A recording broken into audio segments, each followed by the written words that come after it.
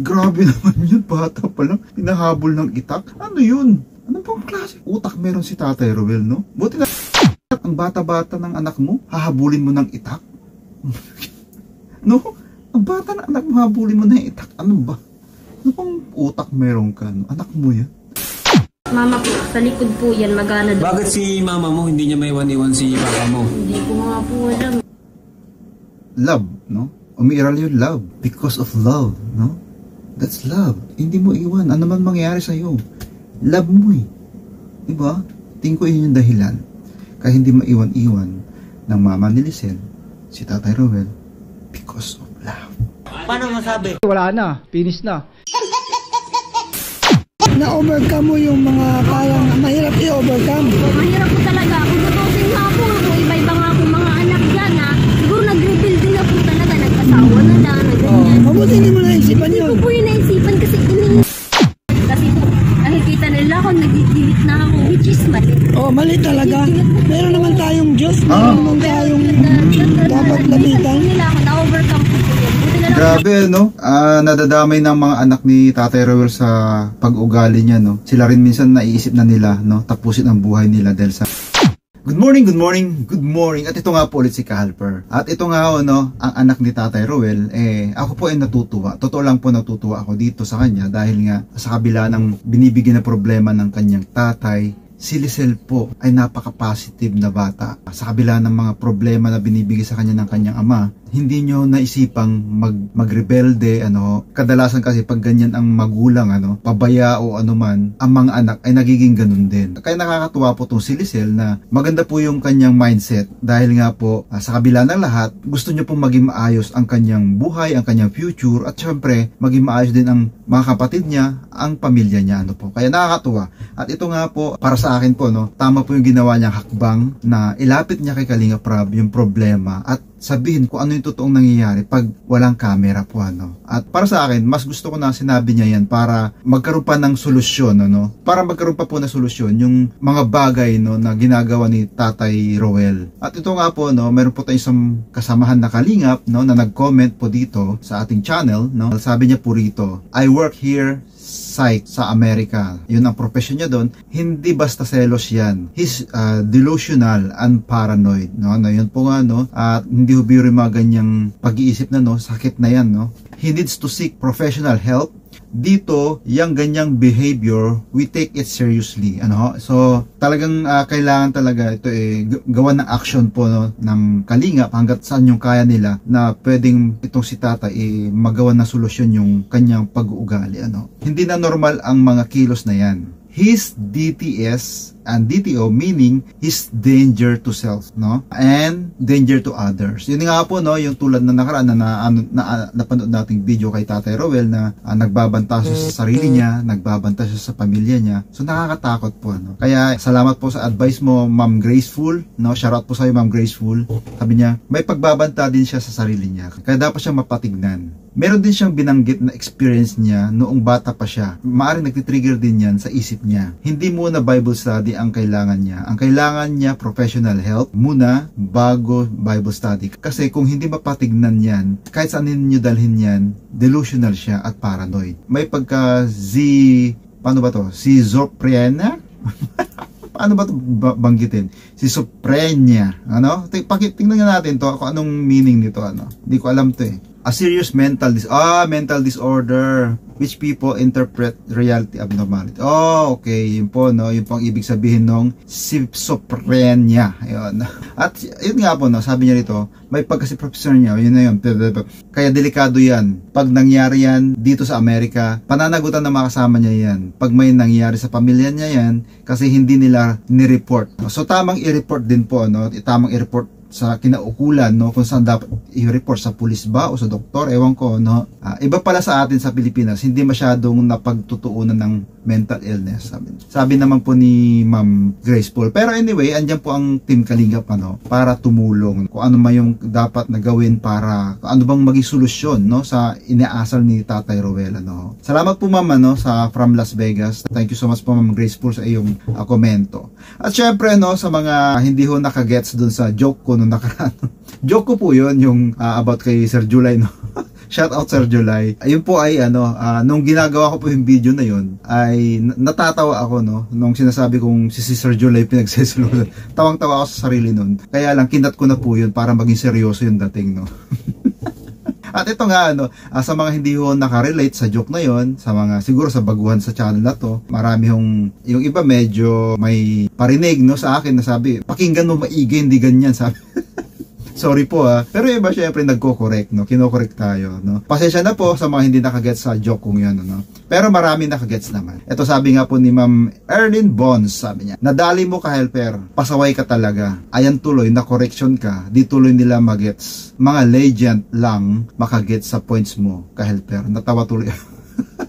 Salamat po, no. Sa mga nakagets, sa mga alam po nila na joker tayo, nagigets na po nila yon, mga ganong seryoso, no. Pero alam mo yung pagka seryoso na yon, may laman, no, na joke.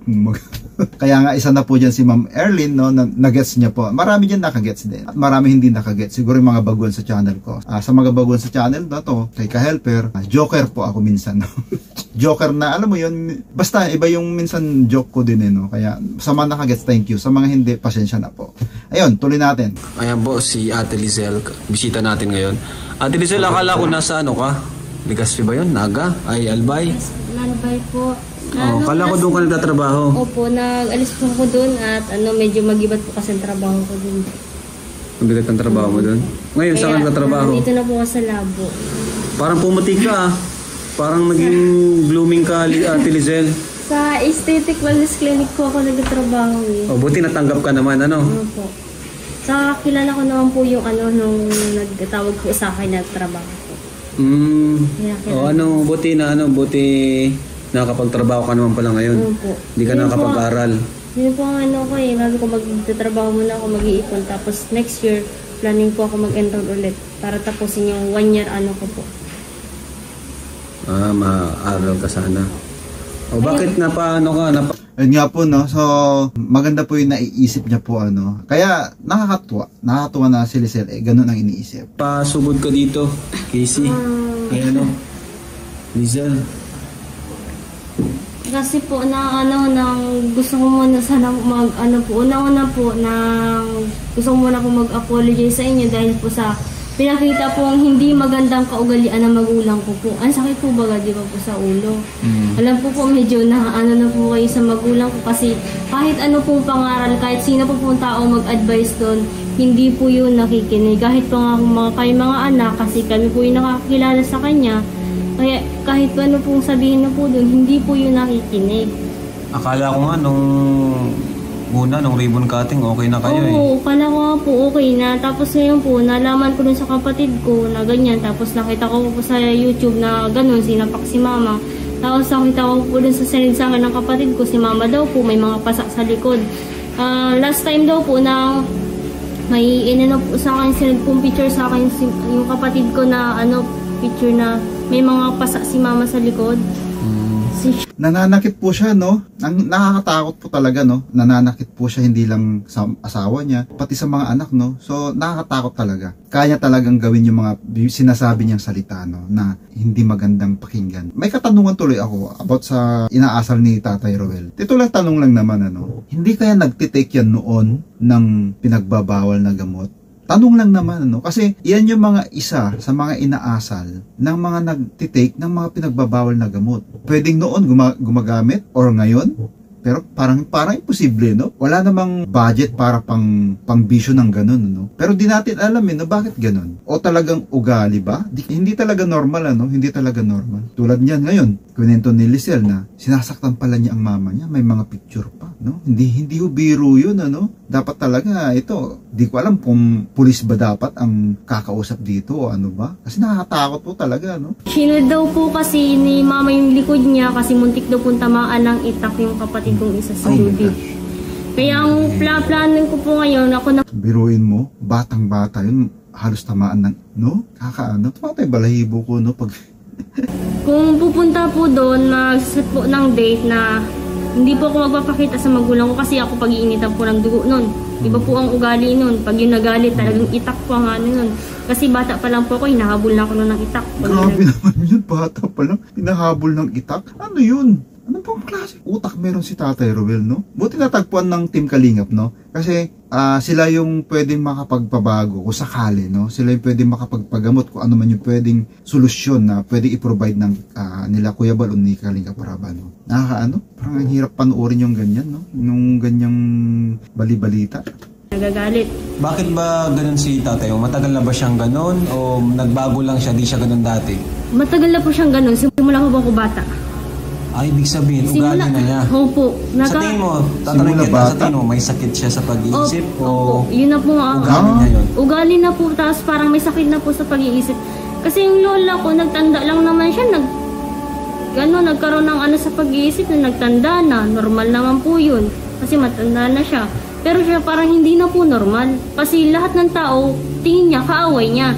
May sakit na nga daw sa pag-iisip, no? Sabi nga po rito sa comment ni Ma'am Grace na may delusional and paranoid siya na pag-iisip, no? So, dapat talaga mapa-check up to ano man, no? Ang pwedeng gawin sa mga ganyang pag-uugali.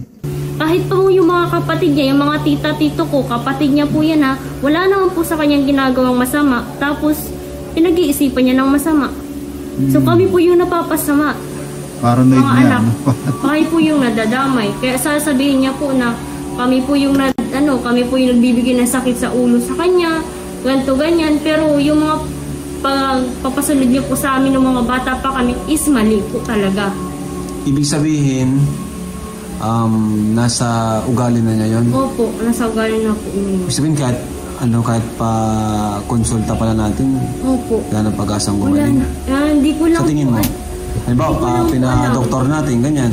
Pinray pa rin natin, baka gumaling. Kasi sabi ko kay, pagpunta doon, kung pupunta na, pero di talaga magpapakita po sa kanya. Magpapadala tayo ng gagawin po tayo na may pulis. Siyempre, iba po yung nun, utak nun. Yung pulis na, tawag dito, yung naka-civilian pero may dalang tsapa. Ano yung, plano mo? Gusto mo, ano yung gusto mong mangyari, baby? Ipapakulong, huhuliin, parang mahirap din, no? So, pulis agad. Parang ang hirap, ano? Ang hirap ng sitwasyon na ganyan, no? Ngayon lang ako naka-encounter din ng ganyan na sobra din, no? Iba yung pag-uugali, no? Kung nagtitake ng pinagbabawal na gamot, maintindihan mo pa, di ba? Alam mo pa yung dahilan bakit siya nagkaganyan. Pero yung ganyan, kung hindi naman nagtitake ng pinagbabawal na gamot, tas ganyan siya, no? Tingin ko meron din talagang something na talaga na sa utak niya, problema. No? Ilang panganay na anak?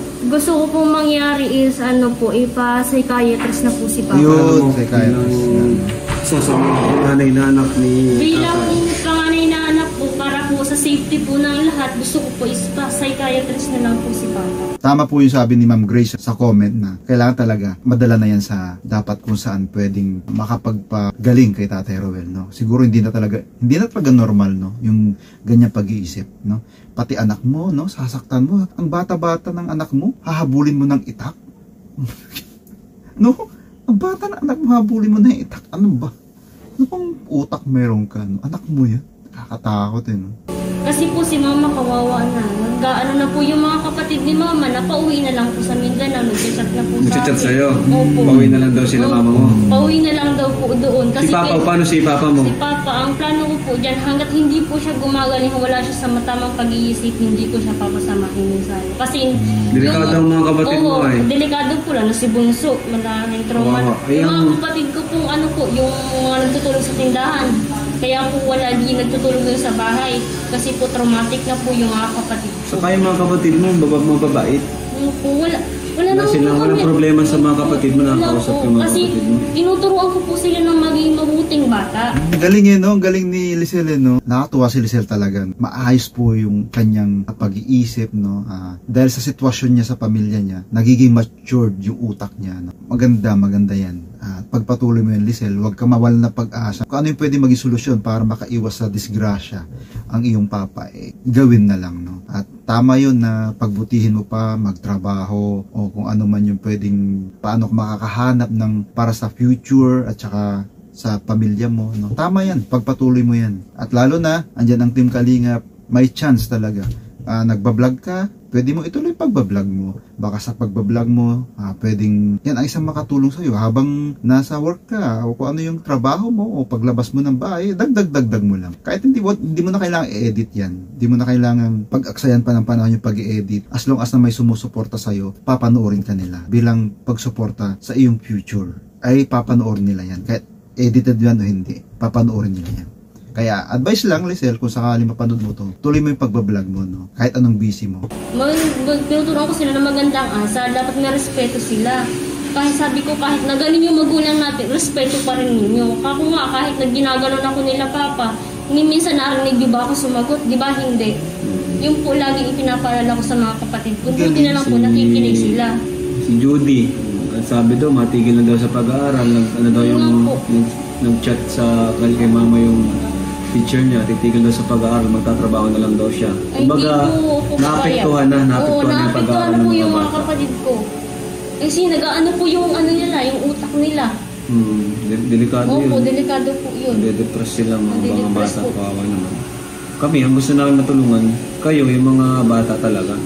Sila tatay, kung ayaw nila ng tulong, kung di sila susunod sa amin, pilitan tayong talagang palayasin sila doon, ilipat doon. So, ang mangyayari, paano si mama mo, anong desisyon ni mama kung gusto? Ang pakiramdam ko kay mama mo, gusto niya sumama sa kay Tatay Ruel. Parang silang dalawa yung magkakampi. Hindi po ako papayag na mapasama si mama dun kay Papa po. Kasi sa kamay pa lang po ni Papa. Oo nga, mahirap pag si mama mo, magsama sila ni Tatay Ruel. Mahirap po no? Nakatakot talaga. Kasi tulad niyan, no? Sinasaktan niya na, no? Talaga dapat para sa akin din, no? Ilayo muna, no? Maghiwalay muna sila. Tama naman na siguro yung ganun yung tamang desisyon na mapag-isa muna si Tatay Ruel, no? Ayusin niya muna yung sarili niya bago siya sumama sa pamilya niya para wala siya masak. Hindi biro yan, no? Papadelikado daw po ang buhay ni mama.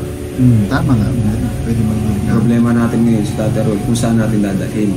Psychiatrist na lang po, gawa na lang po tayo ng paraan para madala Rehab ba dapat? po siya doon, gawa na lang po tayo ng paraan. Pero hindi po ako magpapakita sa kanila. Hindi po ako magpapakita sa kanila na ako po yung mismo gumagawa ng paraan para po sa susunod. Sigurado din po ng mga kapatid ko eh. Kasi baka din paginitan po sila. Dapat ang unang hakbang talaga natin, yung mga kapatid mo ay mailagay natin kay Tatay Ruel kasi delikado. Ito po kasi yung ng kapatid ko ay ano sabi sa'yo ng kapatid mo? Basahin mo. Ito po yung mga pasak kasi napinit yun ng kapatid ko. Yung mga pasak? Ayan o. Pasayan nino? Mama po, sa likod po yan, magana doon. Bakit si mama mo hindi niya may iwan-iwan si papa mo? Hindi ko nga po alam. Love, no? Umiiral yung love. Because of love, no? That's love. Hindi mo iwan. Ano man mangyari sa'yo. Love mo eh. Diba? Tingin ko yun yung dahilan. Kaya hindi maiwan-iwan ng mama ni Lisel, si Tatay Ruel, because of love. Paano masabi? Wala na. Finish na.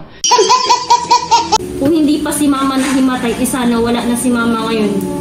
Yun po ang inaano. Nahimatay? Opo, nahimatay. Bakit siya nahimatay? Nahimatay pala talaga, no? Oo nga, anong dahilan? Bakit nahimatay? Sa takot, sa nervyos? Po. Anong grabe, no? Kinahimatay? Nagsisisigaw po kasi si Papa eh. Anong sinisigaw ni Papa mo? Hindi po masyadong maintindihan. Okay po lang. Dapat talaga ma-actionan na agad yan, ano? At sa mga hindi pa nakapanood, panoorin niyo po ng buo yung detalye ni Lisel sa channel ni Kalinga Prab. At ito naman po yung naging kausap niya si Brother Paas dito, ano? Pero bago pong lahat, please subscribe and support sa mga hindi pa nakasubscribe, Kalinga Prab, Kuya Bal Santos Matubang, Ate Edna, at kay Brother Paas. Ano po? Si Brother Paas po yung isang mag-interview ngayon kay Lisel. At syempre, ang aking Kuya Nelson Vlogs. Yan po, pakisuportahan po ang mga Kalinga partners ni Kuya Bal Santos Matubang. Ito po ang aking Kuya Nelson Vlogs. Please support na rin po ang kanyang YouTube channel po. Thank you so much. Ayan, yung pag nalampasan mo yung mga ganyang pagsubok, magiging matatag ka at pwede kang gamitin sa counseling at the same time. Kasi na-overcome mo yung mga parang mahirap i-overcome. Mahirap po talaga. Kung tutusin nga po, iba-iba nga po mga anak dyan ha. Siguro nag-rebuild din na po talaga. Nagkasawa na lang, na ganyan. Mabuti hindi mo naisipan yun. Hindi ko po yung naisipan kasi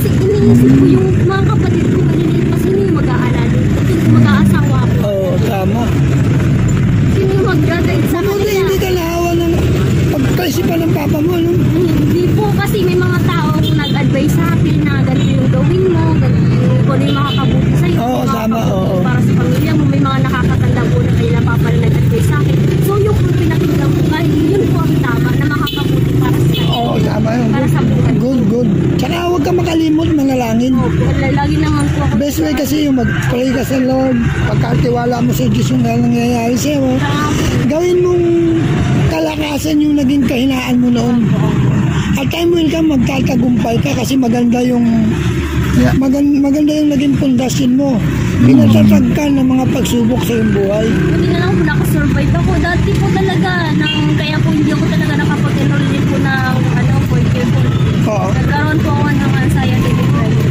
Ay, buti na lang nakarecover Buti ka. po nakasurvive po. Kung yung mga taong tumulong sa akin na may overcome po yun. Kasi po, nakikita nila ako, nagigilit na ako, which is mali. Oh, mali talaga.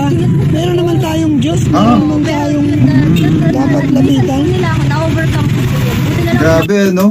Nadadamay ng mga anak ni Tatay Roel sa pag-ugali niya, no? Sila rin minsan naiisip na nila, no? Tapusin ang buhay nila dahil sa ginagawa ni Tatay Roel. Kaya di natin alam, no? Pati sila Kuya Bal, Kalinga Prab, Ate Edna, parang naguguluhan na rin o nahirapan paano solusyonan yung pag-uugali ni Tatay Roel. Paano bang dapat gawin? Ipapulis ba? Ipakulong ba? Rehab? Pa-doktor? So, mahirap pa, no? Ang hirap ng sitwasyon nung kalagayan nila. Ito, si Rizal, sinubok po ng tadhana. Sa mga pagsubok na yun, tumatag po siya. Salamat sa mga nag-advise sa kanya na ganito ang gagawin niya, no? Nasa kabila ng lahat, huwag ka muna mag-asawa. Yung mga kapatid mo, isipin mo yung future, no? So nakakatuwa na may mga nagpayo sa kanya at sinunod niya naman. May YouTube channel si Lisel, support din po natin siya para tulong na po natin sa kanya yung panunood kay Lisel, ano? At syempre, sa mga Kalinga partners, tulad nila Brother Paas, no? Kuya Nelson Vlogs, at sa mga iba pa, lalong-lalo na kala Kuya Bal, Ate Edna at Kalinga Prab. Sila po yung ating founder sa Kalinga. Kaya lalong-lalo na po sa inyo na walang sawang sumusuporta sa panunood. Malaking bagay po na makatulong po sa kanila tulad nila Lisel, no? Sa mga tinutulungan, no?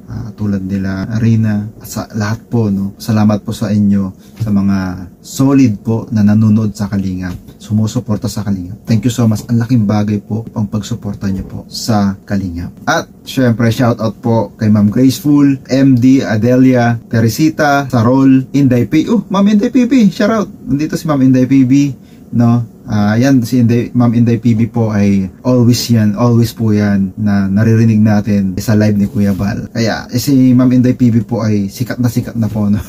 Sana all sikat, no, Ma'am Inday PB. Yeah, Ma'am Erlinda Dinolasco, shoutout po.